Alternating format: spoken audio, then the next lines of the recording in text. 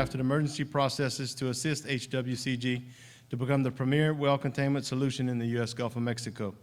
Roger has over 25 years' experience in the E&P industry working with the emergency response and spill management teams. He now coordinates and conducts well containment trainings, drills, and special projects for HWCG. We also have Mike Pendergast, the Deputy Regional Director for the Bureau of Safety and Environmental Enforcement. Mike began his career, he graduated from USL in petroleum engineering and presently sits on the advisory board. He started his career in Lafayette working for Mallard Well Service and continued that working for Marathon Oil. In 1983, he went to work for MMS and presently works for BSEE with 32 years in the industry. So, Roger, if you go ahead and start. Thank you so much, and I appreciate you coming at this late hour. I really do. Lock the doors, so don't let them out. So, yeah, I do appreciate it. Thank y'all so much for coming. Again, HWCG was formed and started being formed in 2010 due to the Macondo event with some regulations that took place by BSEE. And let's talk about the requirements that we're talking about to form these particular well containment companies. So basically it applies to operators conducting operations using subsea BOPs or surface BOPs on floating facilities like semis, drill ships, those type of things, spars, TLPs. So BSEE came back and said that we will evaluate whether each operator has submitted adequate information demonstrating that it has access and can deploy resources that will, and resources being equipment and personnel that would be adequate to promptly respond to a well blowout or a loss of control.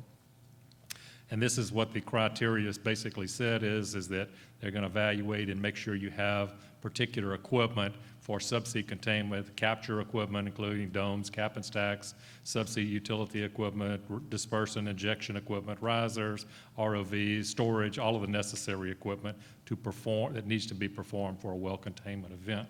So BSEE also said that they're going to evaluate where there is adequate information identifying personnel who will be available.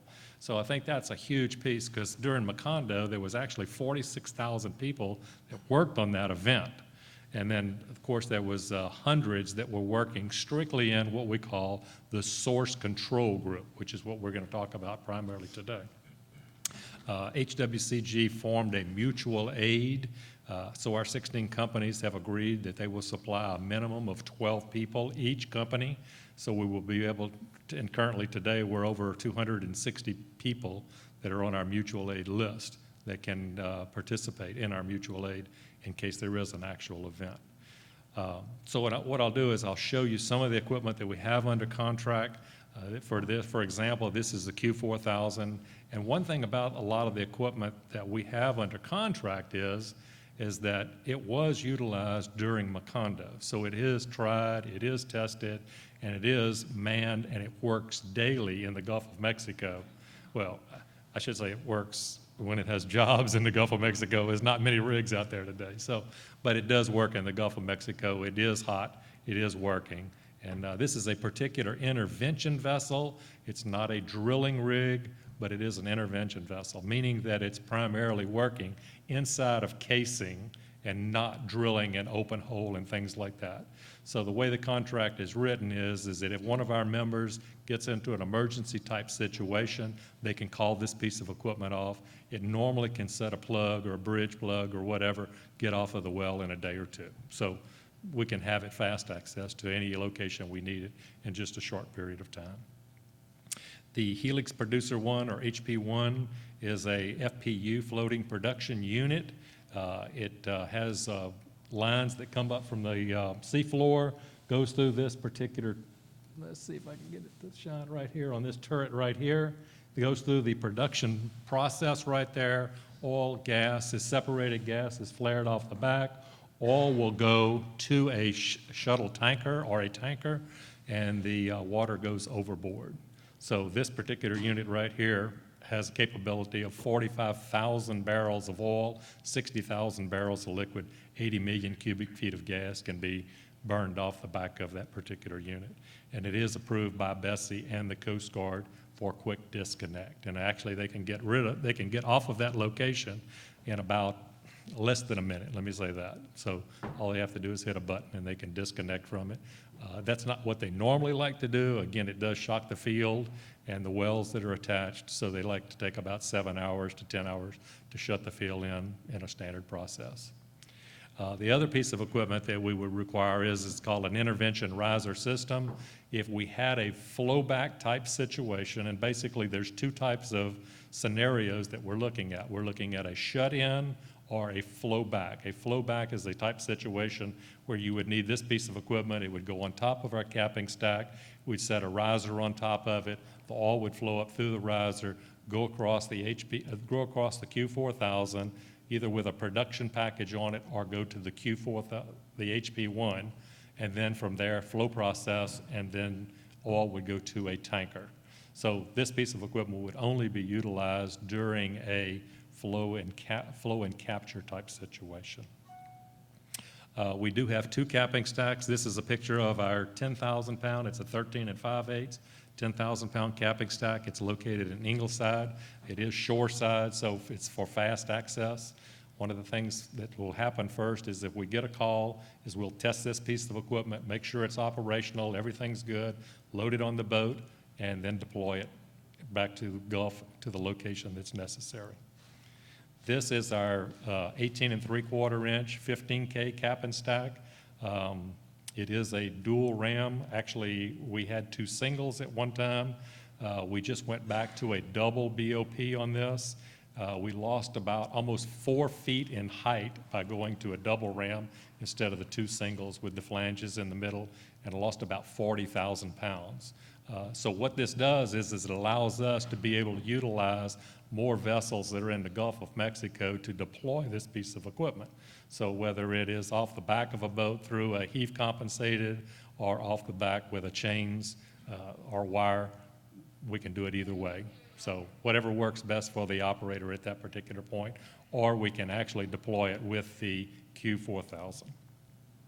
This is one of the top hats this is the piece of equipment that's required by BSEE, one of the top hats that we have there. You can see the handles on it right here where we can set up and adjust flow for either dispersants or setting up any glycols that would be necessary in case we get hydrate control in there. This is the whole system in itself right here. So you come off of the BOP that's on the well. We would set a capping stack on top of it, and this would be in a flow and capture type situation. We would run the IRS. We would run a 6 5/8. In this particular, most cases, we'd run a 6 5/8 riser, depending on the well flow. We would go to the Q4000. We have contracts now with a company called PTS and I'll show you that. It's production test equipment. We can go through that and separate through that, or we can go straight over to the HP1, go through the production facility there, and go off to our storage tanker, and then shuttle tankers would take it from there.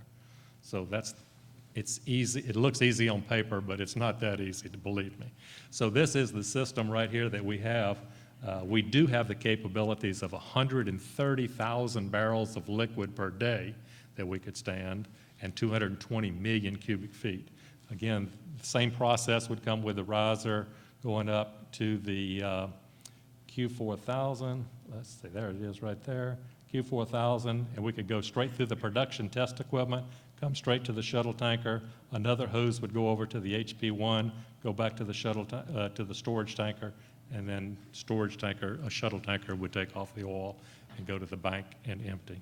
So this is the production test system that we have under contract. It's actually in the process right now. Some of it's in Houston, but the majority of it's going to be staged here in Broussard, Louisiana, right outside of Lafayette.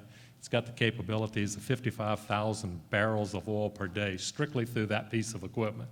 So this is what bumps us up to 130,000, which is the largest capability of any well containment company in the world at this time. This is a contract. These are pictures of AET tankers that we have under contract, storage and lighter tankers, vessels, one being the storage for 750 to 900,000 barrels, and the shuttle tankers are anywhere from 2.25 to 350,000 barrels. And we have these under contract at all times. Call them in as we need them. This is a great picture. This was on Macondo right here.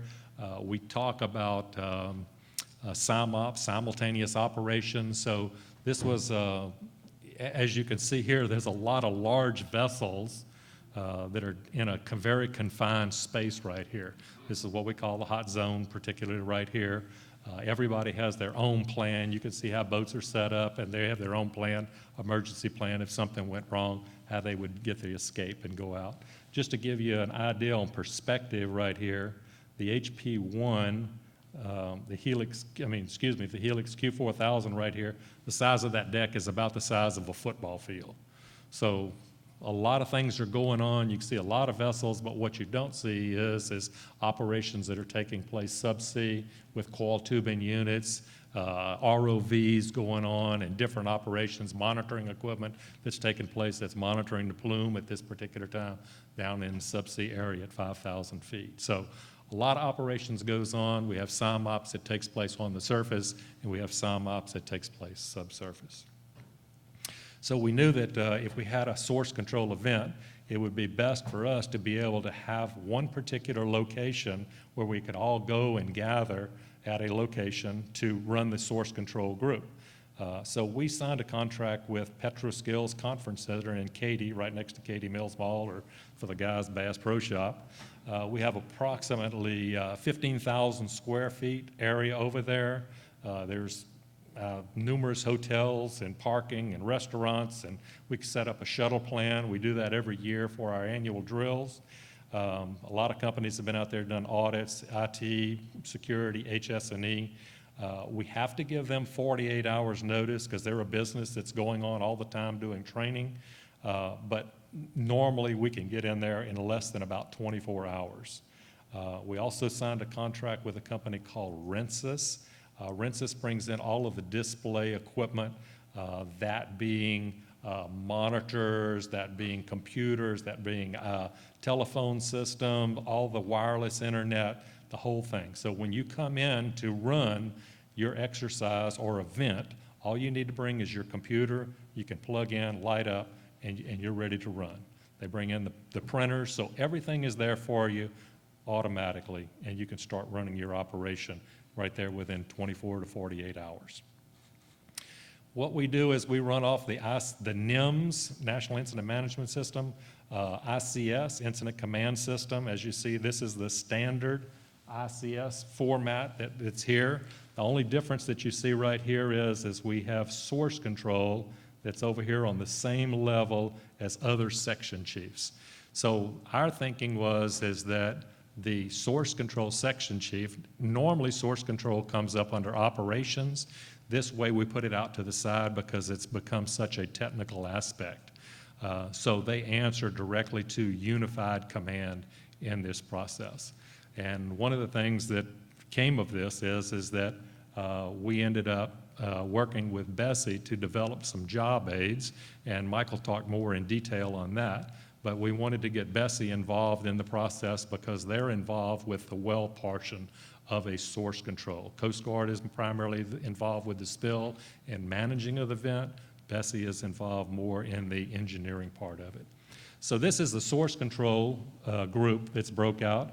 We have our source control section chief at the top, and you saw the level that he's on. We break out here with 5 different groups: relief well, SIMOPS, containment, flow engineering, and flow back. Each one of those has their own groups that work under them. We have different blue and red boxes. The red boxes would be the responsible party position that they would fill. The blue boxes would be vendors. I mean, for example, ROV operations, debris removal. Who knows more about those type of positions than the vendors themselves? But you can see that we always have a responsible party in the group leads right up here.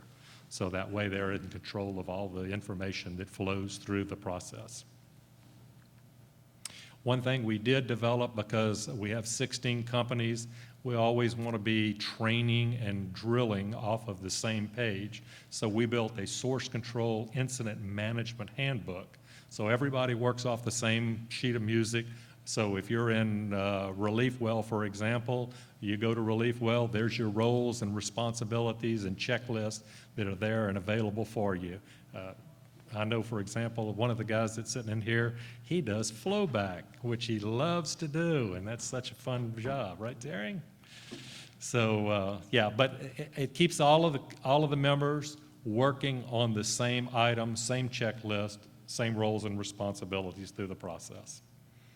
This is a table of contents of our well containment plan V2, version 2. We just got approval on this probably in the last 2 months, I would say we got approval.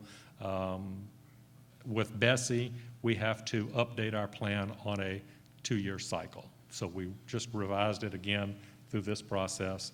And this, again, is the table of contents. Basically, we want to look at response schedules, equipments, and services, what would be needed. Then we do a site assessment. Again, is it a shut-in or is it a flow-in capture? One of the things we need is to make sure that we have vertical access to the well. If we're going to put the cap and stack on there, we have to have vertical access to get to the well bore. And then debris removal, whether you're doing saws or cutters or choppers, those type of things.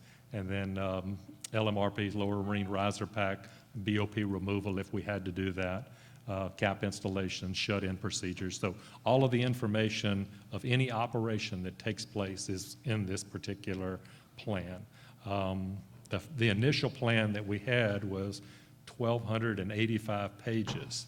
So BSEE didn't like reviewing that every time one of our members turned it in, so we built a condensed version, and now we've come up with something that's called an RCD, Regional Containment Demonstration, that is very small. It's about 20 pages, and it refers back to the well containment plan, since they've approved the well containment plan numerous times, over 50 times. And then BSEE also likes this RCD, which allows them to look at this and give fast permits to our members through the process. It's real simple to be able, as a member, it's real simple to be able to call the equipment out. We have a authorized personnel because the initial call for HWCG equipment is about $33 million. So that check has to be written in 72 hours. But you can, from this one phone call right here, we have a phone call 800 number set up for that. You call, you get Chemtel. From there, Chemtel does a notification to HWCG personnel that are on there, and our Deepwater Intervention Technical Committee chair is involved. From there, we find out what equipment is necessary. Is it a shut-in? Is it a flow-in capture? Is it 10K? Is it 15K? Is it an H4? Is it an HC type connector on it? So that way we know what is going out and we know what equipment is left at all times. And then from there, we call out the equipment. We send out a notification on SendWord Now to our mutual aid people. We find out who is available and what groups they're particularly in. And normally we can turn that around to one of our members in about an hour, to where we can start setting up 24-hour operations, day shift, night shift, long-term operations. We can start setting those personnel up to fit into particular boxes. We call out equipment through HESG, Helix Energy Solutions Group. They'll start calling off the Q4000, the HP1. They'll start shutting down those processes and being able to move the equipment over to the designated location that's in need of the equipment. What I'm going to talk about now is primarily where HWCG and BSEE work together in a coordinated effort to have a deployment exercise. This exercise was deemed by the Department of Interior, which is BSEE's group, works under them, and BSEE was the primary agency responsible for the oversight of that equipment deployment. It was an unannounced exercise. Don't get me wrong, there was a window that was given, several weeks window out there, but we had to go out and put in a suction pile. I'll show you some pictures of that. We did not want to put a capping stack on a live well.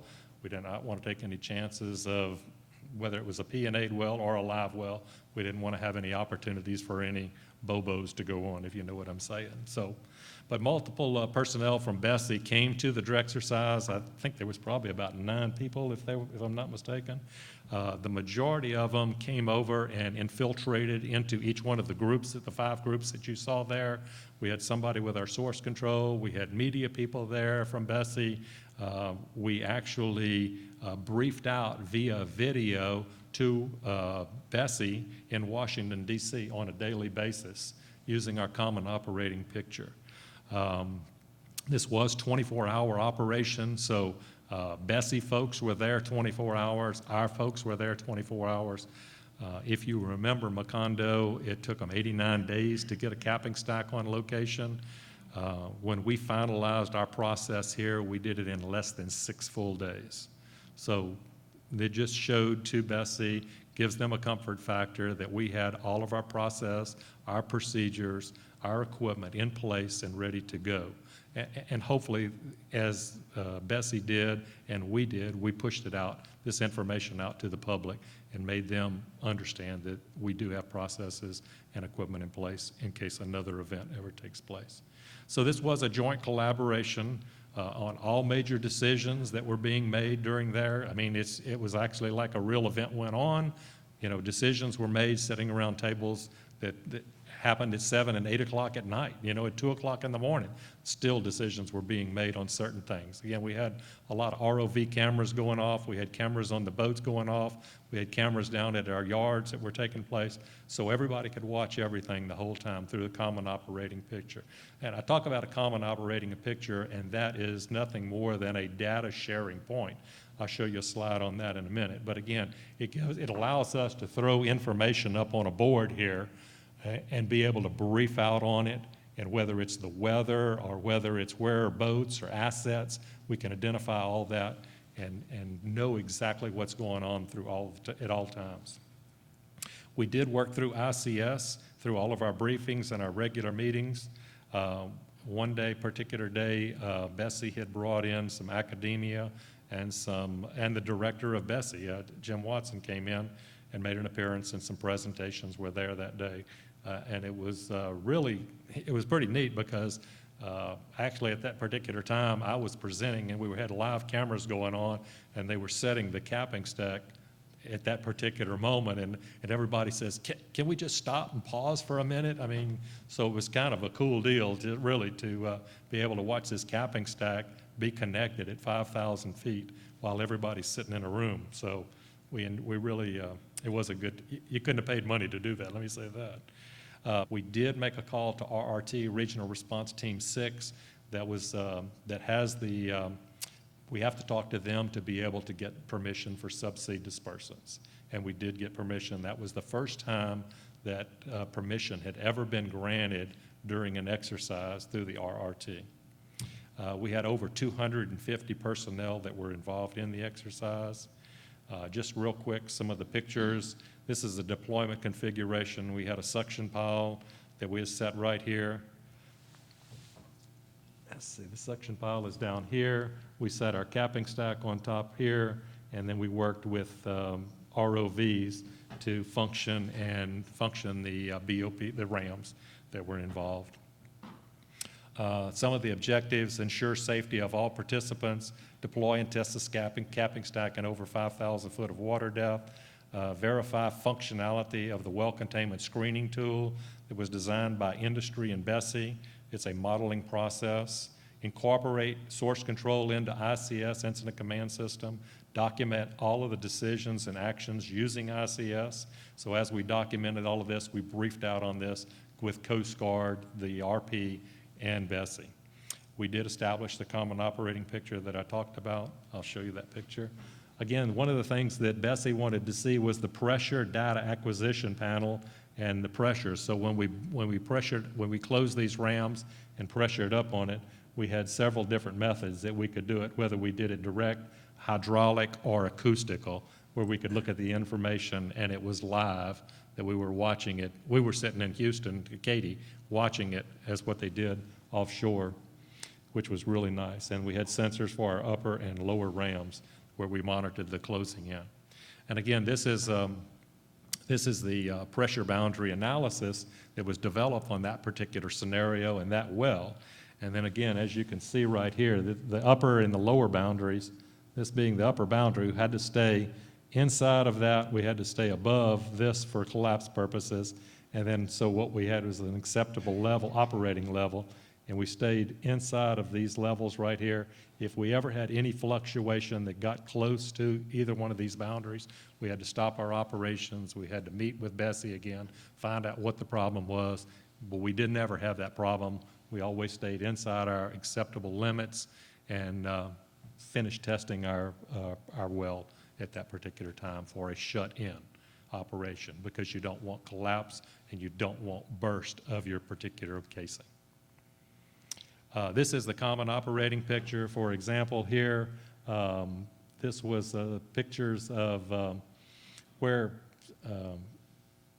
some of the assets were located. We tracked them. When we sent them out from Ingleside, we tracked them all the way to location, and we'd know exactly where they are at all times.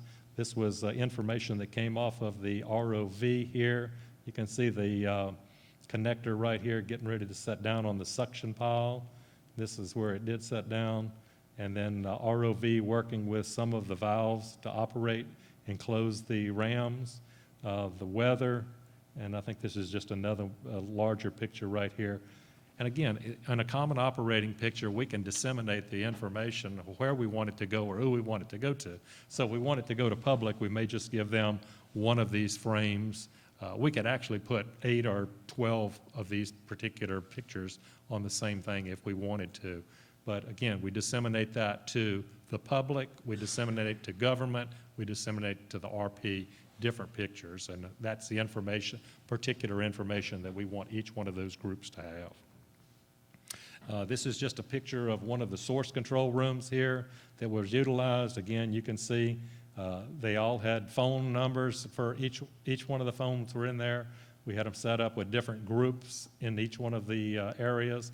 The phones that were in there, the displays that were going on all of the time there. So it's a really nice setup. BSEE loved it. We love it. It works very good. It's very functional, and the process went smooth. So, and again, the bottom line is that the Noble deployment was completed in less than 6 days.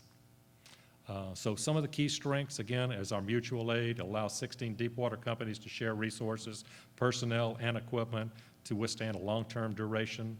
The expertise that we bring in from all of these companies, again, whether you're a driller or a production guy or a downhole guy, a chemical person, you know, we can bring all of these people together to help us through this whole process.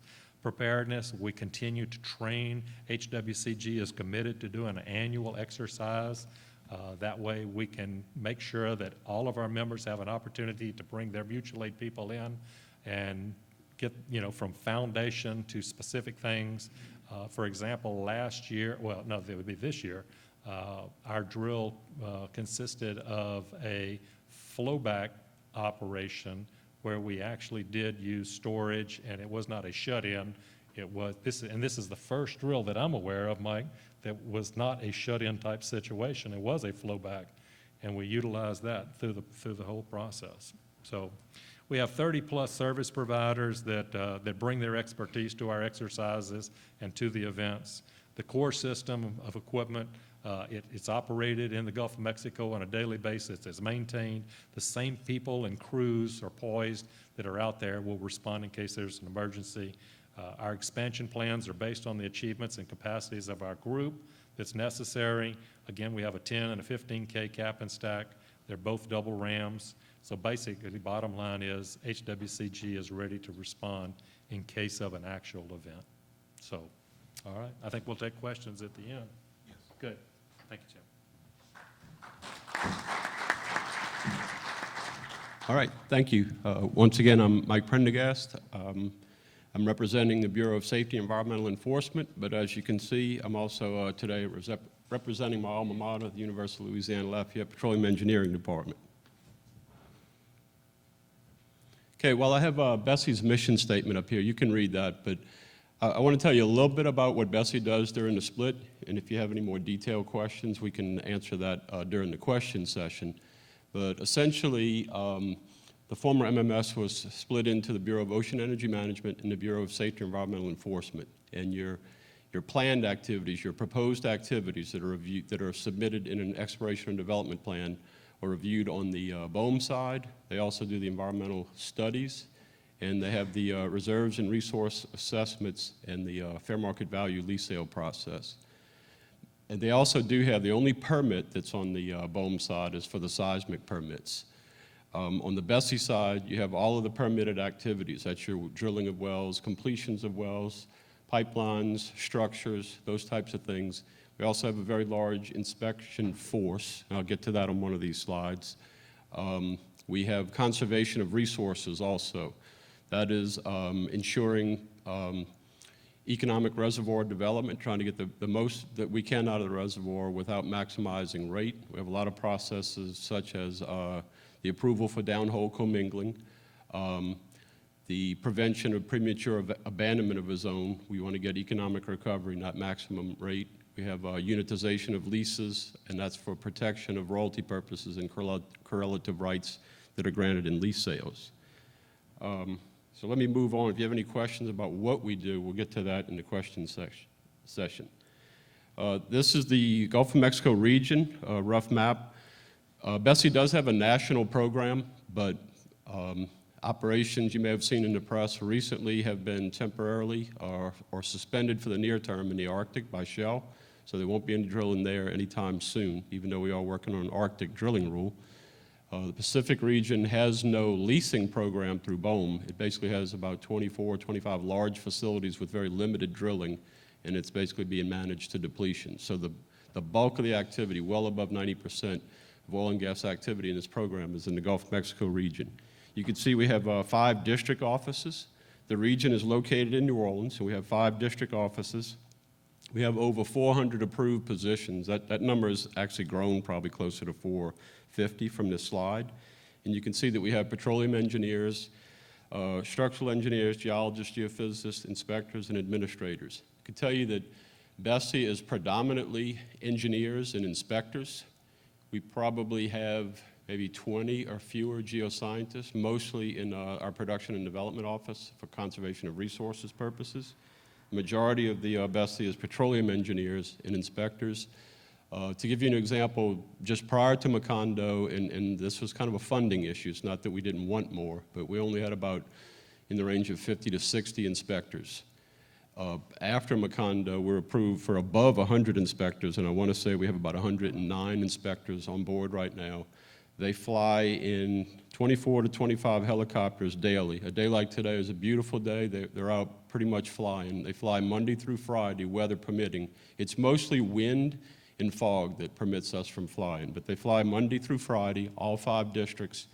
On weekends, we rotate from these 5 districts. Someone's always flying on a weekend, and if there's any incident in the Gulf or there's a lot of air traffic, vessel traffic out there, any oil spills are reported to the National Response Center. We will, for an incident or an oil spill, we will launch a helicopter from any of these locations on weekends. Wanted to give you a little bit of an update of what's going on in the Gulf of Mexico today. If you look on either side of this slide, you kind of see an indication of what the Gulf of Mexico used to be in shallow water, and that's platform rigs and jackup rigs. The number there you can see is as few as 8 platform rigs. I could tell you of those 8, 6 of those are actually in deep water on deep water platform rigs. Some are on jackets, like you see here, and some are actually on floating rigs. One of the biggest rigs ever installed on a floater is working for Shell at their Olympus TLP at what's known as Mars B. It started operations this year, but actually 6 of those are in deep water. That number, when oil prices were higher, was usually in the range of 10 to 20, maybe around 12 to 15 on average. Jackup rigs are the kind of the workhorse in the Gulf of Mexico in shallow water. They work up roughly to about 400 feet of water. About 6 years ago, the number of jackup rigs working, and this was kind of a low point due to the economic downturn in 2008, was about 22, in the low 20s. And the number of marketed rigs at that time was in the low 40s. Today, you only have about 22 rigs that are even marketed as jackup rigs. That number of 8, it's been in the range of 7 to 10 lately. It's just recently that number dropped this week to 7, but we do know there's some operators like Rowan, I think, is bringing a rig back from overseas. We expect to see some recovery in that number. Part of this, I could tell you, on the BOEM side, lease sales in shallow water have become very low activity events. Most of your leasing is in deep water, so the acquisition of reserves is taking place by companies acquiring one another or mergers for the most part in shallow water lately.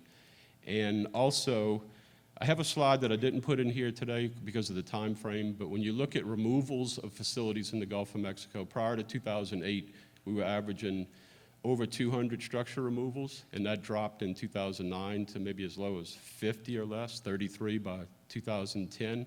There's an indication there, even though we have an idle iron program and there's more facilities coming out, when you look at that slide, you could kind of see after that economic downturn, it appears that the ability for some companies to borrow money became very tightly constrained in that time period too. So there's hope. I could tell you that BOEM's assessment of reserves and undiscovered resources still supports future growth in the shallow water, but it's probably going to need higher oil prices for that to occur.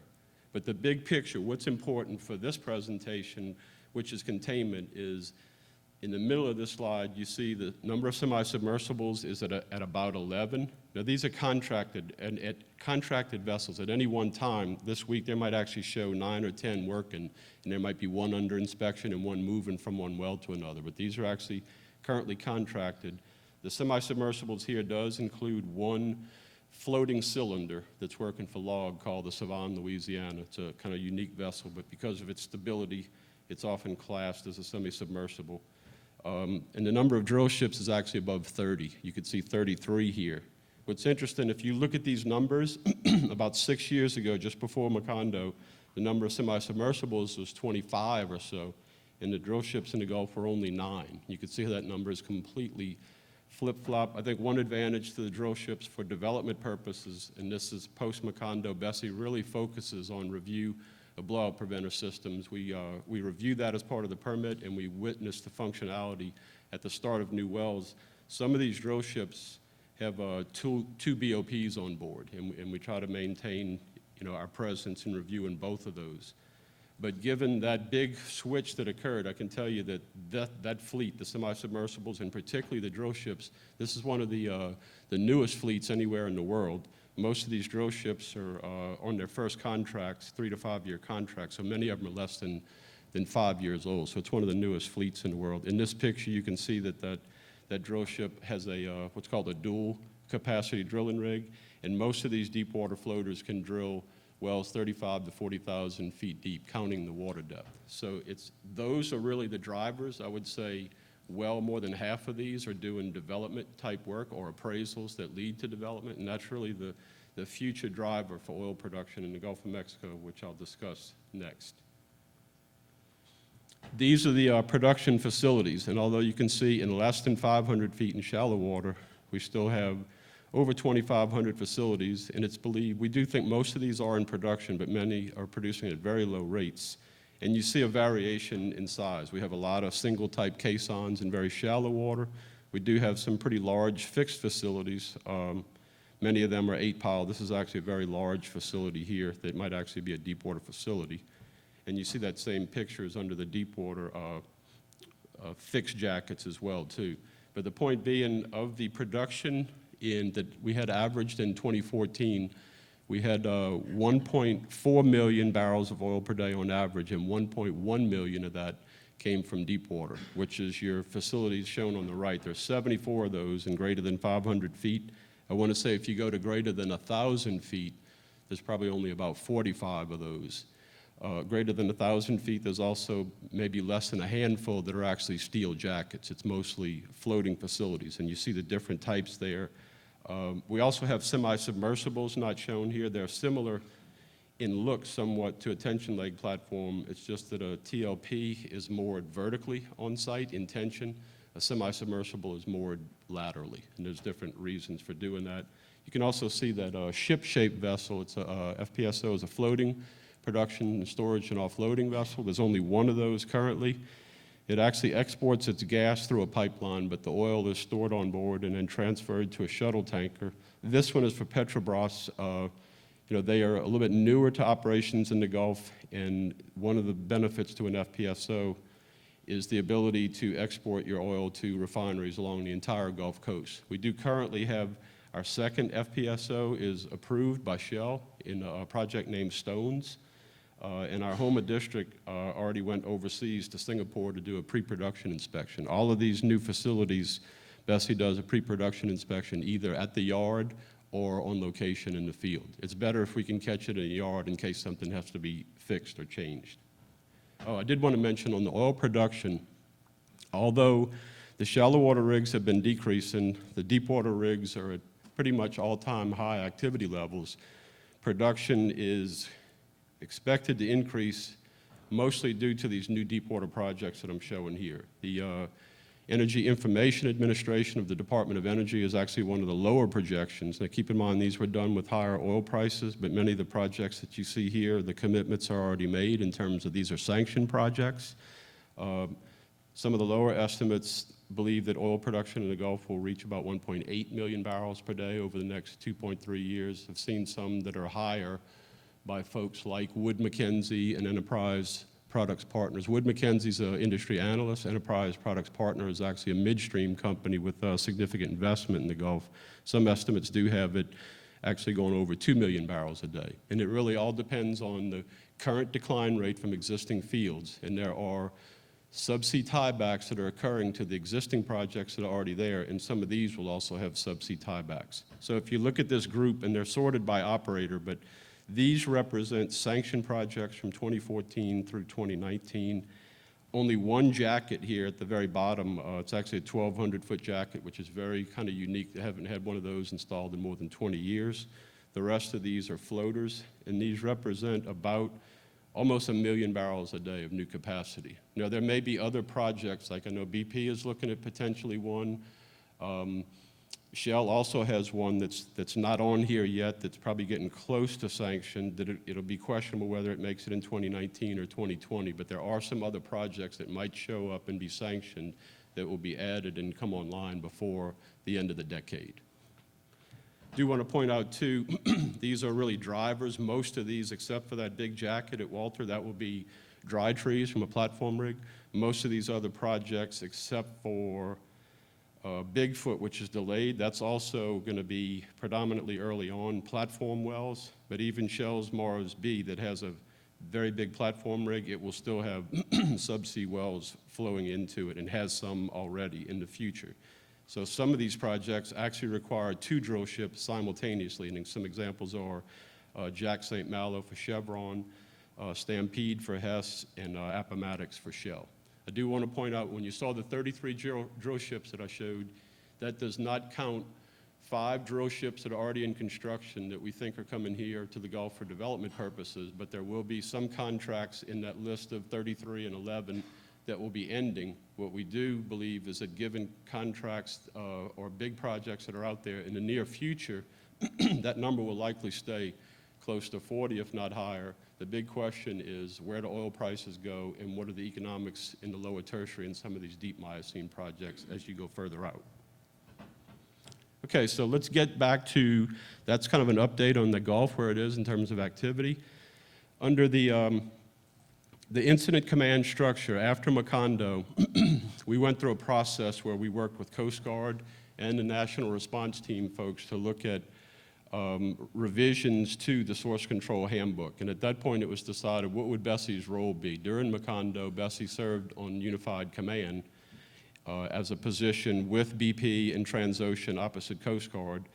And it was decided under this new revision that there would be a position named the Source Control Support Coordinator, which would basically be an advisor to the Federal On-Scene Coordinator, the FOSC, who is the lead in oil spill response. And BSEE, under the oil facility spill response, has primary responsibility for monitoring all the activities around a well and for source control purposes. You can see here the technical resources that we draw on. It's predominantly inspectors, petroleum engineers, and geoscientists here, but for other purposes, can tell you in really deep water, you're not going to use divers, but we have actually used divers in some shallow water incidents to confirm gas bubbling. And some of the other folks, the marine archaeologists and biologists, there is a science component to Unified Command that will include agencies such as BSEE, BOEM, Fish and Wildlife Services, National Marine Fisheries, and NOAA also. And usually the, the science coordinator, which I'm going to show in a minute, is a NOAA designated person. This is a little bit different look from what, and it's at a higher level than what Roger was showing. It has a little bit different look to source control, but I actually kind of want to make a point that Roger's view where source control is opposite the operations section in some ways functions somewhat like it really does. But in this view, what you see is the Unified Command is at the top. The SSC is the Science or Scientific Support Coordinator. That's usually a NOAA designated person that is the lead over all the science agencies there. Then you have the new support, Source Control Support Coordinator, which would be similar to the Scientific Support Coordinator that coordinates with that source control branch. And then you have the Liaison Public Information and Safety. Then you drop below that, your main components in Incident Command are operations, plans, logistics, and finance. And this shows source control under operations.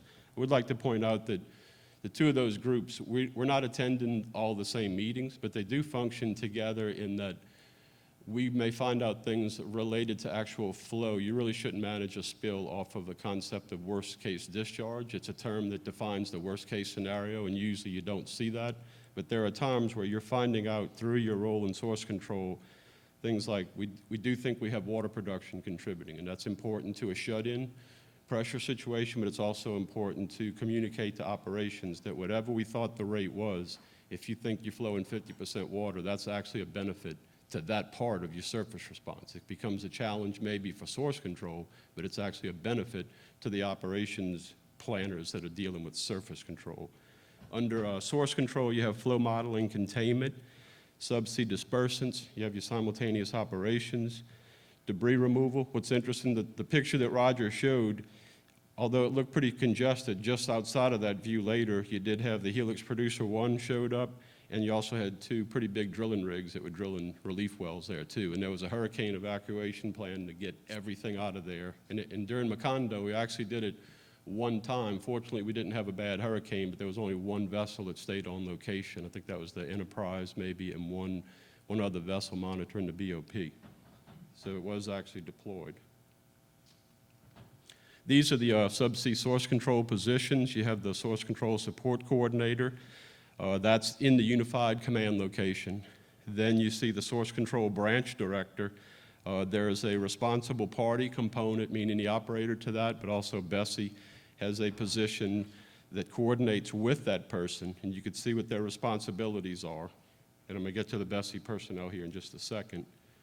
You can see what the responsibilities, one of the key ones for that branch director is the source control plan and modeling the flow rates.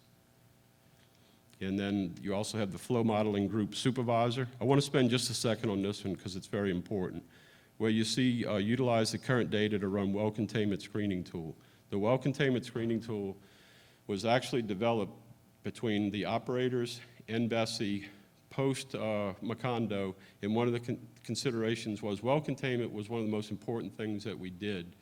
Keep in mind that although there was already a very high level plan to split MMS into BSEE and BOEM, BSEE and BOEM were also under investigation by multiple committees. Some of them congressional committees were already self-evaluating and knew we had to fix certain components of our program. One was worst case discharge, one was well containment, to allow to go back to drilling in deep water and survive any legal challenges. So all of the split and all of this was going on at the same time. So one of the things we did was we have to have a pressure at the mud line that the captain stack has to be able to control. But the other thing is the well, we have to have some assurance that that well is going to maintain its integrity. So what the well containment screening tool does is analyze the well design, and what we do is there's an assumption, and BOEM actually has a very good database that we use, but BSEE does this internally, the operator does it. You estimate the type of fluid you think you're going to have in the well, and that becomes your internal measurement when you shut in, because the mud is essentially all gone and you're modeling a fluid in there. If it's all gas, it's not going to give you much help. It's the lightest component. One of your biggest helps is a heavier oil or having water in there helps you. It's closer to a mud weight. But you're analyzing the well to make sure it maintains its integrity, and that's actually part of the permit of approval. It's kind of a risk-based approach now, but it's done again to model it at the time that there is a blowout. As part of that, the next thing I want to mention to you is the soft shut-in procedure. That is the flow diagram with pressures, upper and lower limits that Roger was showing, and what you saw is as the pressure rises and then stabilizes, that was shutting in of 4 chokes. When you put a cap and stack on a well, you have flow up the main well bore. You initially close the main ram, and flow is diverted through multiple chokes. Let's say in the biggest stacks there's 4 chokes, and those 4 chokes actually have a greater flow capacity than the main wellbore did. But each time you shut in one of the chokes, your pressure rises and then stabilizes. And then we're monitoring that. It's pre-modeled as part of the drill response. But one of the things that we're monitoring that, and we actually had in the drill that we did with Roger, with Noble Energy and HWCG, Dr. Tom Hunter, who was representing the Department of Energy and Interior on an external science team, who was the head of all the national laboratories, was actually one of the observers at that drill. He was very impressed with what we had developed to that point, but he said it's very important that as you're getting that data, it has to be communicated to the FOSC to allow for a shut-in of that well. But if it does not respond as it's predicted, if your pressure begins to rise, stabilize, but then begins to fall, that's an indication that you might have failure in that well and you're flowing to a zone. So one of the to a potential thief zone. So actually, as part of the permit approval, BSEE has already tried to analyze that, and sometimes we'll go to BOEM for their support. If we think a well is going to fail, like I said, some of these wells are drilled to 32,000, 35,000 feet below thick sections of salt. If we think it's going to fail deep, and it might have actually been designed to fail deep if need be, to a thief zone, and BOEM has already looked at it, we're not worried about it getting widely dispersed. But if you have a shallower failure and you're in an area around salt or faulting, and there's no natural seeps there, that's an indication that it might seep to the seafloor, and we can't allow what's called a capping stack shut-in only approval. And then you have to go to what Roger described as the cap and flow situation. Most of our approvals, thank goodness, have been capping stack shut-in approvals so far. You also have 2 other different positions, the containment group supervisor. That is where they're coordinating the relief well operations. Part of the plan does still require you to start on relief wells. And then we have the dispersants group supervisor, and that's a key position in that some of these wells have higher gas-oil ratios and different things that have to be monitored at the surface for the crews that are working as part of that subsea dispersant approval. This is BSEE's personnel that we have assigned. Myself and Mike Soche already have experience in doing this at Unified Command, and we participated in multiple drills. The source control folks are Troy Trosclair, who also has extensive experience in Deepwater Horizon, Macondo, and your 5 district managers. Of those, Mark Osterman is the newest. Most of the rest of these people have experience to some level in Macondo, and I would say that Dave Troche, Brian Domain, and have extensive experience there. John McCarroll has extensive experience, but his was really on the government's investigation side. The flow modeling group is now Fred Brink, and then the containment group technical specialist is James Fletcher. Within the past couple of years, we have moved a lot of containment to what's called district operations support. It was initially developed, parts of it anyway, through Brian Domain and his staff in the Houma District, and then the district operations section helped develop the well containment screening tool part of it. And we are going to try to get more people involved in any actual events in support of these people in terms of transitioning to the future. The job aids were developed under a consultant. It was my understanding, and I don't remember the name, but there was a subcontractor to HDR that helped develop these, and they did participate with us in some of the drills that we did. You can see at the very bottom a list of those drills. The most recent one was a very large drill with BP in Houston. I would say that it's typical through these drills, Coast Guard's expectation is the source control part can exist with the responsible party. So it could be, in many cases, it may be in Houston. If the operator here is in Lafayette, it could be in Lafayette. If for example, Chevron or Shell, it may be in the New Orleans area. But Coast Guard does like to have unified command somewhere generally from New Orleans to Lafayette, because that's where most of this activity is off the Louisiana coast, with a good possibility that it could be in Houma. This is just an example of one of the bigger drills that we did with BP. Keep in mind, they're under a settlement agreement post-Macondo with the government, and they agreed to host some of these very large drills, but a lot of agencies used this as a training opportunity too. So this is one that I participated in. It was actually modeling a semi-submersible that it was actually hit by a container ship heading to Houston. We joked that it was delivering boo-boo kitties or something for Christmas delivery because it was in November. But anyway, it was a container ship that hit a rig, and they had to disconnect the low marine riser package from the top of the BOP. And it did close, but didn't form a good seal, so it was leaking. So we went through a spill scenario that included press releases, actual press briefings with people in the room objecting to BP's second oil spill. It was very interesting event, but part of it was supported by most of our drills now. We do try to have, particularly for deep water, a source control component. This last year, we did actually have a drill where we had a source control component as part of a shallow water exercise, and we have begun to work through the Offshore Operators Committee, shallow water operators, and we had a workshop, I believe, while well control was there, and Boots and Coots at least, but Boots and Coots also, but we were working on developing improved options for shallow water containment as well, but it is more of a challenge there. And these are just some of the preliminary lessons learned through going through all of this process. I would say that as part of this whole thing, it's that fourth bullet there, identify necessary qualifications and training for personnel. I am glad to say that in the 32 years I've been with MMS and BSEE, at times we have had pretty good training programs in one area, but not in another. Across the board, I would say now, BSEE has adequate funding, and we're doing a better job. It's not that we can't improve it, but we're doing a better job with training. There's a minimum requirement for all engineers, which are under special rate pay, under the government of, I think, 1 week of training, and we have actually some really good training that we're getting. I actually earned, as part of my role in incident command structure, I got a certificate in well control right here in Lafayette through IADC and Intertech, and I understand there's another entity that's new to Lafayette in well control training. But we have a very good training program. That's the minimum requirement. Some of our folks are getting more than that, and I would say for our inspectors, and keep in mind we've gone from 60 to over 100, the requirement there, because we're trying to progress them through levels, is 4 to 5 weeks of training a year. So that's better than we've ever had across the board.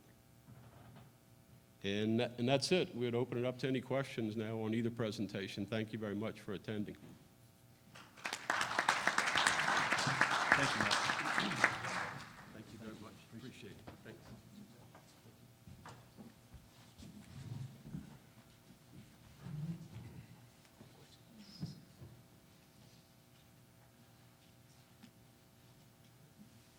No questions? Hey, Roger, guess I have one over here, Greg. On the drills, how many a year, I guess, for both of y'all, do y'all participate in? Actual drills versus true spills? Five each a year, or just average numbers, out of curiosity? Yeah, I can tell you what I've participated in. Not all of the drills do have a source control component, but we do have, I should have mentioned this, we do have a group in the region. They have positions there, but they're actually under headquarters management. It was once known as the Oil Spill Response Division, but really what they do is focus more on preparedness, and the Coast Guard and BSEE respond. So it's called the Oil Spill Preparedness Division, and they conduct spill drills annually. And there's a certain number, there may be as many as 30 a year there, but they don't all have source control components. I can say that on average, I've participated in at least one per year since Macondo, and I'm not able to make them all. For example, I think there was one today down at in Houma for BP that Mike Saucier is attending, but I think he's attending more as an observer. So it's actually a very good question. When we did the drill with BP last year, I think BP was really glad that we were there. I thought it was interesting in that it seems that Coast Guard folks rotate through the system even faster than BSEE does. BSEE almost seems to have more stability in some ways than both the responsible parties and the Coast Guard. But it is a good idea for us to attend as many drills. It's not that we don't have more, but I can tell you the people on that list on average do at least one a year. Because I've done, in the last year, I did at least one deep water, and I did that shallow water drill too. That was with Arena, and there, similar to Deepwater, Arena was at their office for source control, and we conducted that one out of Whit O'Brien's. You do have spill response groups. We conducted that out of Whit O'Brien's office in Slidell, and I participated with the oil spill preparedness division there. So, you know, I would say there are several more than a couple per year, and the oil spill preparedness division participates in the most, and we try to participate as much as we can. I also did want to say too that we actually did have a shallow water event. Some of those can end quickly by diverter. Sometimes we certainly coordinate with Coast Guard on all of those, but some rise to the level of incident command. The one for Walter Oil and Gas a few summers ago, fortunately it did bridge over, but there was a full incident command that was set up for that too. So in addition to the training offices, we have had a few events that we've responded to. Some are managed at a little bit lower level than a full incident command, but between BSEE and Coast Guard, some actually, especially if we think that there may be need for a joint information center like with the Walter Oil and Gas blowout, because it caught fire. It did bridge over in a few days. That was a full incident command, though, down in Houma. And Greg, from an HWC, oh, wait, let me answer real quick, Steve. So from an HWCG standpoint, again, the regulations state that the members must be able to demonstrate that they can respond to a well containment and deploy resources. So all 16 of our members internally, at least internally, have an exercise and a training session. HWCG itself is committed to having one annual, a large annual exercise where we have, in addition to over 250 people involved, where we get agencies coming in to be a part of it. We do some training the first morning, and then from there on we kick it off. And again, we do different functions through our exercises to test different portions of our plan. And again, normally we start out with an exercise to make sure that they can get the basics of foundation part of calling out the resources and the personnel.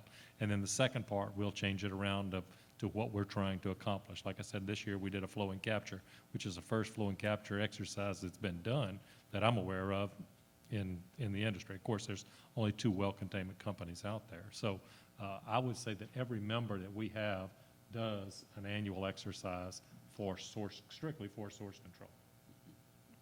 Go ahead, Steve. Okay, my question is, you know, when the BSEE folks are embedded in source control and your role and storage, how is that actually, I mean, is it, because I kind of see you guys bring some advisory, because y'all get some training, and see other operators, probably more so than individual operators. Is that kind of how it's working, or that y'all see working? You working with your role with source control, and just a little bit more on exactly how, like, your role. Yeah, I'll give you an example.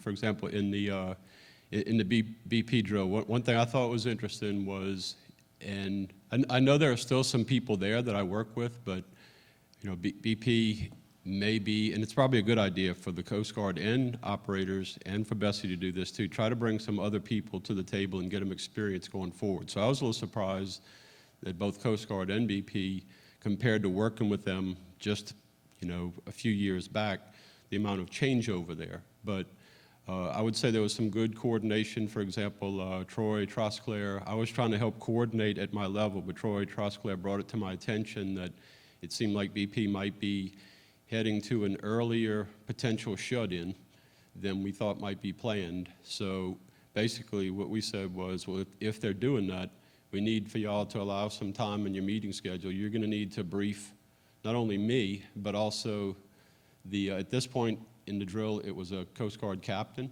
More than likely, the bigger event, it may be a Coast Guard admiral. That's what it was during Deepwater Horizon.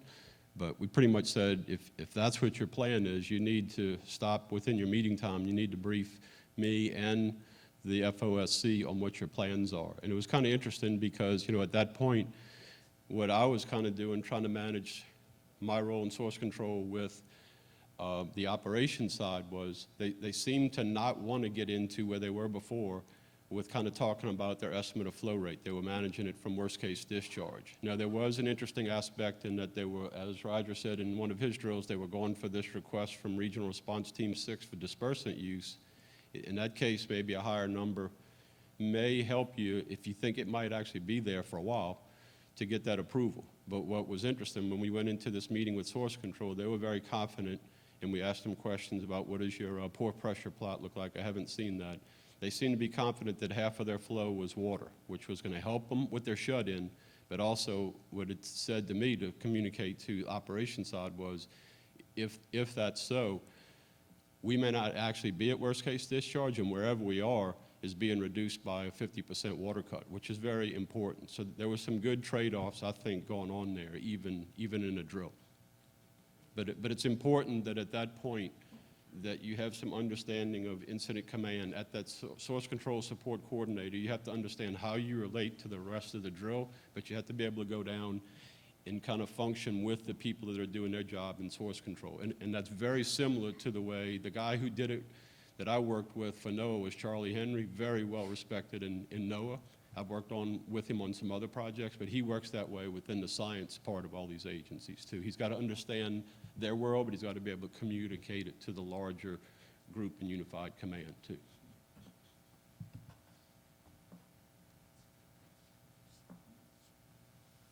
I guess one, Okay. Yeah, go ahead, Ben. You mentioned there's 16 participants. In our co-op, yes. Are there any operators that have the ability to get a lease, operating the Gulf that aren't part of HWCG? Yeah, there's 2 well containment consortiums that are out there. HWCG has 16 members, and then there's MWCC that has 10 members in its co-op. There is one other company that in the past has been buying what they call one-offs. HWCG does not do one-offs because we want people to be involved in our group and participate in our mutual aid. But MWCC has allowed what we call one-off well coverage. So they buy into that and get that coverage for that one particular well. And so basically, there's only 26 operators that are working in the deep water, that are drilling in deep water at this particular time, or have requested permits since my Is to comment. get the response back to be less than 30 days. That's very important to a responsible party, because if they're flowing a well into the Gulf, minimum, without any determination by Department of Justice of negligence, minimum, they're paying over $1,000. I think it's like $1,100 per barrel fine under the Clean Water Act. So it's very important to the operators to have this coverage. But one of the things that we wanted to do as a regulatory agency is let's get a workable plan for most of these high worst case discharge wells that gets a response back under 30 days in terms of having this program and being able to withstand lawsuit challenges. And we actually had one of Shell's wells at a project named Appomattox has greater than a 400,000 barrel worst case discharge, and an entity did file a suit in Atlanta because it's on the eastern side of Mississippi Canyon, close to the old boundary between the central and eastern Gulf of Mexico. Some groups did file a lawsuit against that plan, and the government was able to win based on a lot of these new improvements that we made.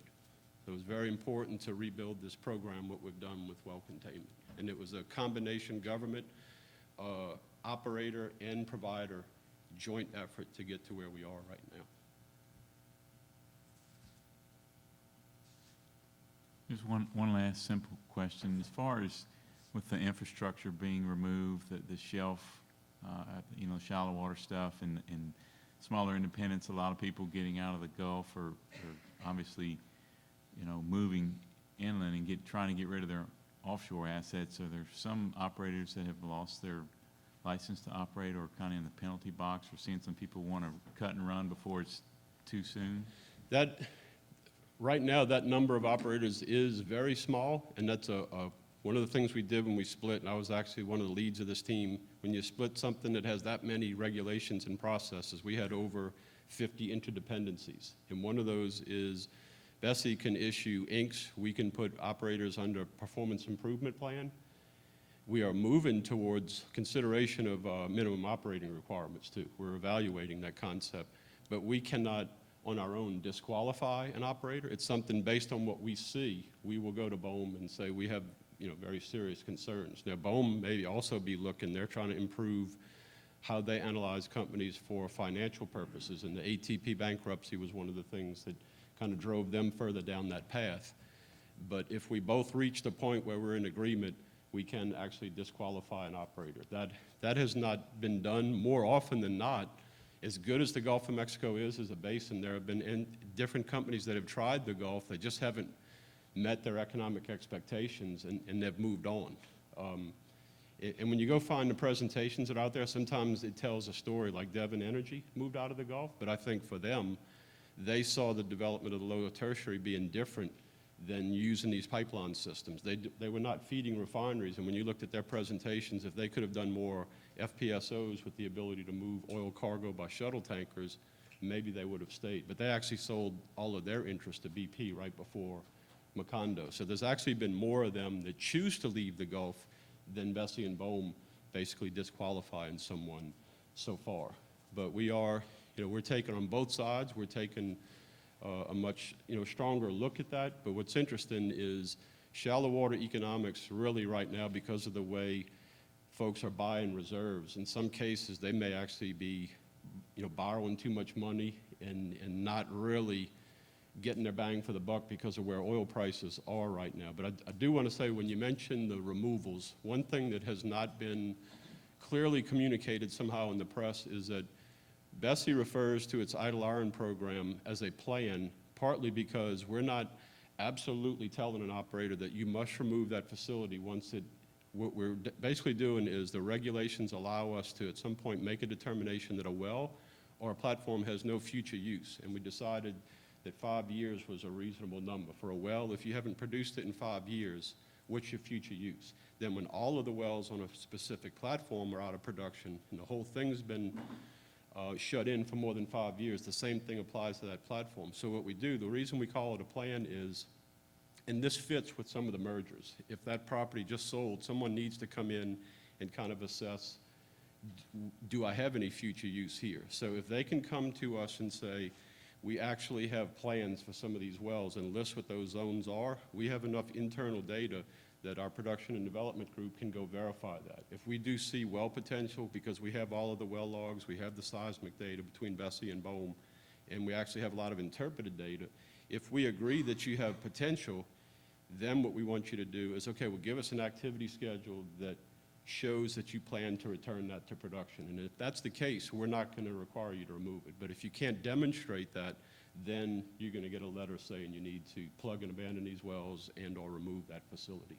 So it is a plan, because we do allow them to analyze what they own, what they've bought, and give us their plan as what they plan to do with it. But because the Gulf is the only place other than Alaska where there's not any current drilling that has lease sales, some of our processes are designed to say, if you're not going to use it, we're going to actually terminate the lease and take it back. So we found this, there are some operators that have taken their production to such low levels that we think they're not producing what we call economic quantities. They're not actually paying their cost.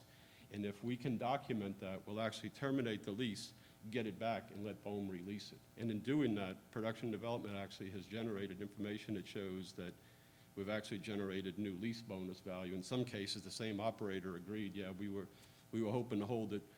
We understand your process, but we'll just bid on it next year and get it back. We've actually had some of them released after we terminated them for not producing and paying quantities. Yeah, I guess if there's some offset blocks that somebody wants to come in and develop and put in a caisson or a small infrastructure and flow it back to an inactive platform that they don't have the lease on, but they want to make an agreement with the person that has that platform, but they're saying, well, we have to take it out next year. and there goes your processing hub, even though they don't own that lease. And that becomes, we've had some that are kind of interested in that regard. Typically, especially in deep water, there's a lot of value that you placed in putting that there. So it's typical that if you're going to flow to someone else's facility, you go to them and make a deal. We're not involved in all of those deals, but you go offer them, and they're going to tell you, and they know what your cost is going to be to potentially do it on your own, or if you can even do it on your own. So if they're looking to make a deal, they're going to offer you an access fee to come on board, and then after that, you pay your share of all the processing costs based on your throughput versus the total throughput for that facility is the way it typically works. But we've actually had some, I know of one where it was a mobile jackup rig that was converted to a producer, and we've seen a lot of those get moved around and do damage during hurricanes.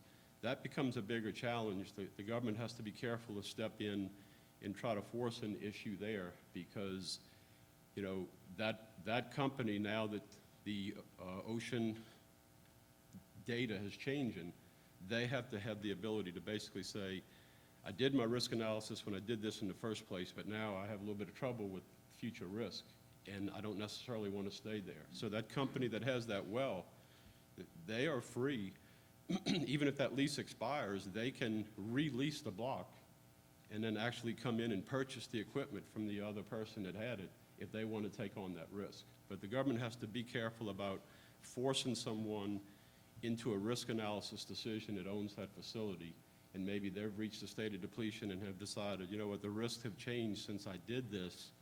Maybe I don't want this facility anymore. I do want to take it out. We have to be careful in shallow water with some of those situations.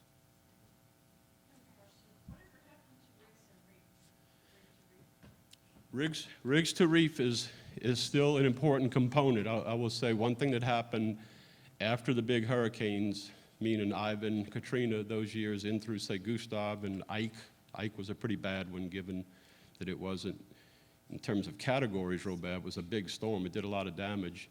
We got to the point where we were doing some approvals that were determined to be special or specific artificial reef sites or SARs. And we had to go back to the fact, and the shrimping industry was good about this, the program was actually initially created with the shrimping industry and Louisiana's input to be designated sites. So we kind of got away from doing any specific or special artificial reef sites post-hurricane and went back to having them in designated reef sites. There have been some special approvals like the Taylor deck that went down, but it's not believed that that's really a great shrimping site because it's in a mudslide area. That one, the jacket was approved to stay, but the deck was removed. But some of the other ones now, we do have a site, we do have specific sites, and we have a process that we go through, but the state has to accept it on their part, the liability, and they will only do it if the operator gives them that designated funding to go with that.